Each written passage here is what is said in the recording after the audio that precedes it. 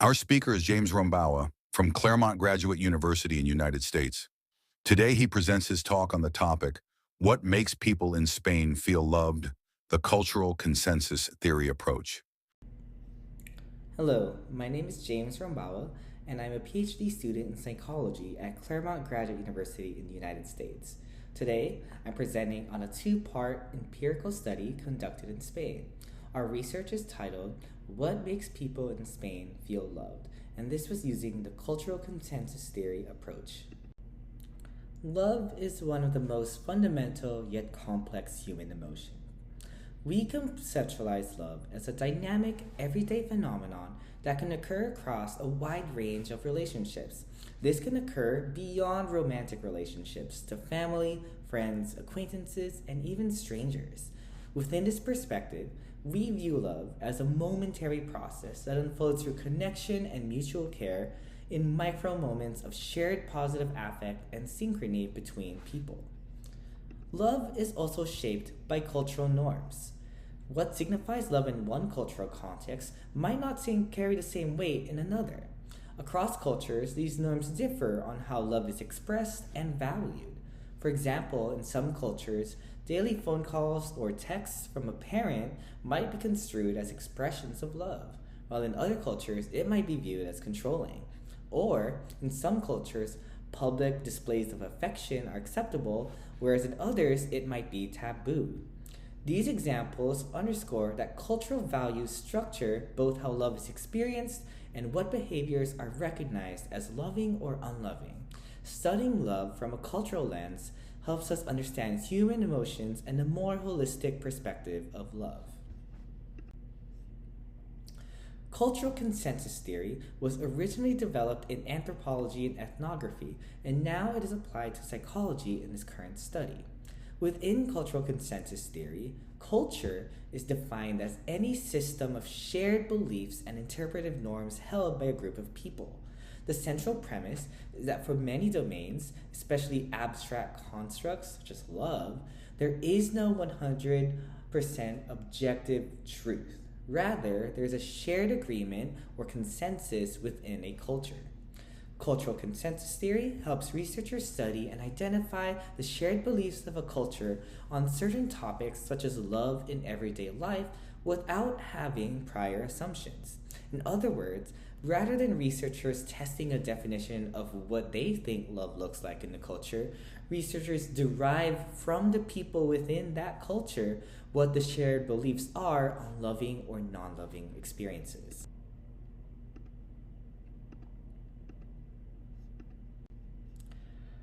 The present research has two main aims. The first is to determine if there's a consensus among people living in Spain about everyday experiences that elicit feelings of being loved in daily life. Specifically, we want to characterize these experiences of feeling love in terms of which ones are most likely to make most people feel loved, and how these experiences vary across relational ties, such as strangers, acquaintances, friends, family, and romantic partner. The present research also uses the CCT approach, which is a mixed method approach, or sequential exploratory mixed method design. Specifically, in Study 1, it involves both the immersive fieldwork and qualitative data collection, as well as the FLQ Spain creation. This includes 3 weeks with fieldwork and ethnography in Spain and gathering information or qualitative data collected via interviews and focus groups from the Spanish people. And then part 2 of study 1 is creating a felt love questionnaire tailored and adapted for the Spanish culture. Previous research has already have a foundational felt love questionnaire based off of samples in the United States. So this research is kind of looking to create a version specifically for Spain. In study 2, we used that FLQ Spain and tested with a representative sample of Spanish adults using a Bayesian psychometric modeling technique called the extended Condorcet model, and we used that to statistically derive the consensus of a culture. So study 1 is immersive fieldwork and qualitative data collection and the FLQ Spain creation. Study 1 methods involves participants being recruited directly in Spain via physical and digital media such as flyers, word of mouth, social media, and snowball and purposive sampling. The criteria were that participants had to be at least 18 years old, currently living in Spain, and proficient in Spanish. For the data, we had a total of 100 participants who participated in a variety of ways via individual interviews, group interviews or paired interviews, as well as focus groups. All the data collection were conducted in Spanish with bilingual research assistants. This Spanish audio was then transcribed into Spanish text and then later translated to English text by bilingual research assistants. Qualitative coding was done in Atlas TI with multiple iterative reliability checks for research assistants to assess themes that emerged with the qualitative data. Some selected questions from the interview and focus group protocol include questions such as, when you think of love, what comes to mind? Think about a time that you felt love. What did that feel like? As well as questions about different relational ties, such as strangers, acquaintances, friends, romantic partner, and family members. They were also tasked with generating potential items for the FLQ Spain by completing the phrase or the sentence, most people feel loved when. The responses from this study highlighted a wide range of everyday love scenarios. Some of the more common and constantly mentioned loving scenarios centered on physical expressions of affection, such as cuddling, kissing, and hugging, as well as spending time with other people, quality time. So this participant over on the right discussed how their mom likes to go shopping, so they go shopping with their mom. Or their dad likes beach, so they go to the beach with their dad. When they try to express love, they try to do it via sharing quality time based on things that the other person likes. Some other examples include themes related to support and care, such as this example on the left about a person who was having anxiety after an argument with a partner, and then the complete stranger went by and talked with them and made them feel loved and accompanied. Other expressions of love also include giving gifts or remembering personal details, such as this person who noted that thinking about someone and bringing them a Tupperware of dinner was a way of expressing love to another person. With a video recording, you could go ahead and pause this part of the video where you can see some of the themes that we created based off of this qualitative data. We used these themes and we looked at scenarios that conceptually overlapped, and we merged or refined to avoid redundancy while preserving cultural nuance. So I already talked about several of the themes in the previous slides, but other themes include emotional openness and communication, appreciation and recognition, social solidarity, community gestures, direct and over-involved expressions of love, as well as other sources of love, with some items also derived from the baseline United States FLQ based on past research. All right, so study 2 is the quantitative data and extended Condorcet modeling based off of the FLQ Spain generated in study 1. So for the methods for study 2, we use Qualtrics participants panel to obtain a nationally representative sample of Spanish adults. The same eligibility criteria as in study 1, and participants were specifically presented with all the items of the FLQ Spain. Our final sample after data cleaning included 502 adults in Spain with demographic characteristics that matched that of the census for Spain.